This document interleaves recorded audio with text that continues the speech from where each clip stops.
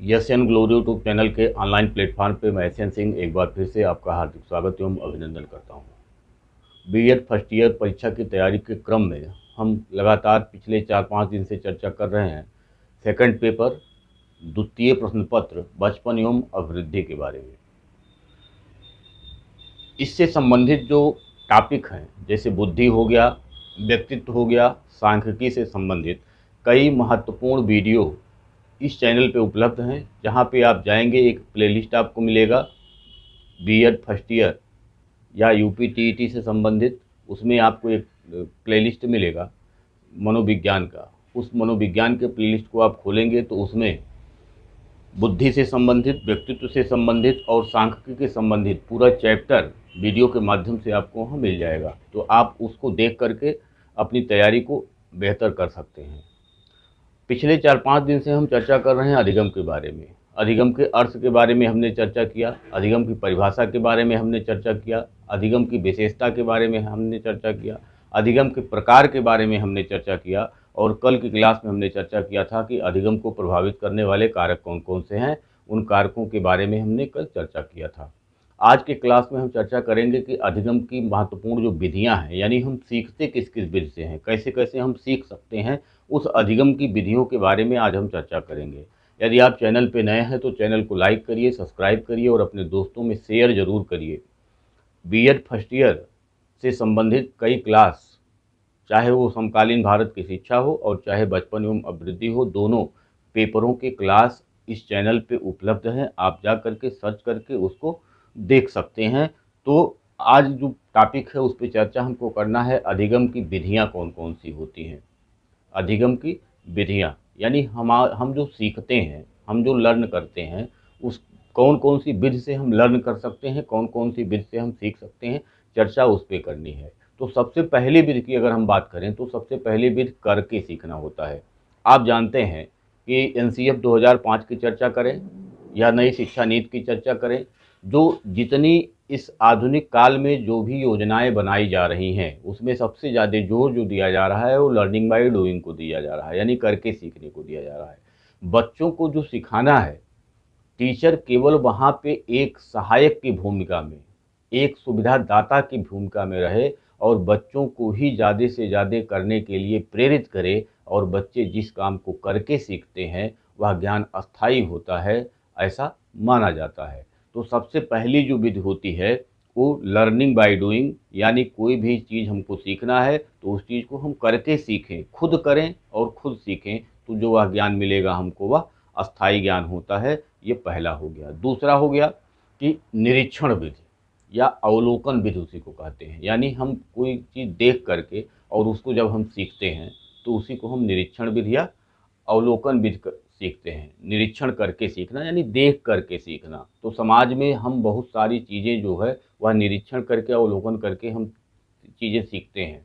तो ये सीखने का जो दूसरा प्रकार था कि हम किसी के द्वारा किए गए कार्यों को देख करके या किसी कोई जो काम कर रहा है उसको हम निरीक्षण कर रहे हैं, उसको हम देख रहे हैं, तो वह देख करके अवलोकन करके हम जो सीखते हैं उसी को निरीक्षण करके सीखना कहा जाता है। तीसरा है परीक्षण करके सीखना। परीक्षण आप जानते हैं कि लेबोरेटरी में होता है, यानी प्रयोगशाला में होता है। कोई चीज़ हमको सीखना है, जैसे कौन गैस कैसे बनती है, तो उसको हमने ले जा करके एक लैब में बनाया कि ये गैस इस गैस के साथ अगर मिलाया जाएगा तो ये फला गैस बनती है, तो उसका हमने परीक्षण करके सीख लिया। अब उसका आता है क्वेश्चन कि फला गैस बनाने की विधि का वर्णन कीजिए, तो हम उस चीज़ को रटे नहीं रहते हैं, उस चीज़ को हमने करके देख लिया है, यानी परीक्षण करके हमने चेक कर लिया है। अब जैसे जैसे हमने किया था वैसे वैसे हमने लिख दिया, तो उस गैस बनाने की विधि का वर्णन हमने कर दिया। तो इस प्रकार से जो तीसरा प्रकार है वह है परीक्षण करके सीखना। अगर हम चौथे प्रकार की वर्णन की बात करें तो वाद विवाद विधि। वाद विवाद का मतलब जब हम एक दूसरे से चर्चा परिचर्चा करते हैं किसी भी टॉपिक को लेकर के, तो उससे भी हम कुछ ना कुछ सीखते हैं। कोई एक उद्देश्यपूर्ण टॉपिक लेकर के अगर उस पर वाद विवाद किया जाए तो कुछ ज्ञान में वृद्धि जरूर होती है, यानी हमको बहुत सारी जानकारियाँ प्राप्त होती हैं। तो जो ये चौथी विधि है वाद विवाद विधि, वो अपनों के बीच बैठ करके किसी उद्देश्यपूर्ण तरीके से जब हम बातचीत करते हैं, वाद विवाद करते हैं, तर्क वितर्क करते हैं, तो उससे भी हमको जो ज्ञान प्राप्त होता है वह वाद विवाद विधि के अंतर्गत आता है। अगर पांचवें की बात करें तो वाचन विधि। वाचन विधि आप देखते हैं कि छोटे बच्चे जब रटते हैं तो वो वाचन बीच से ही रटते हैं, तेज तेज बोलते हैं। स्कूलों में आपने देखा होगा कि तेज तेज पहाड़ा पढ़ाया जाता है, गिनती पढ़ाया जाता है, या जो हम एप्पल बॉय कैट इस टाइप की जो स्पेलिंग है वो तेज तेज आवाज़ में रटाया जाता है। वाचन का मतलब बोल बोल के पढ़ना होता है, और बोल बोल के पढ़ के हम क्या करते हैं, याद करते हैं। तो ये पांचवी विधि जो अधिगम की थी वह बोल बोल के पढ़ना यानी वाचन विधि थी। अगर हम छठवीं विधि की बात करें तो छठी विधि है अनुकरण विधि। अनुकरण का मतलब जैसा कोई कर रहा है वैसा ही करना। हम बताएं कि अनुकरण दो चीज़ें, अनुकरण और अनुसरण दो शब्द है। अनुकरण और अनुसरण दो शब्द है। तो अनुकरण का मतलब होता है कि कोई जैसा कर रहा है वैसा ही करना, वो अनुकरण कर रहा है।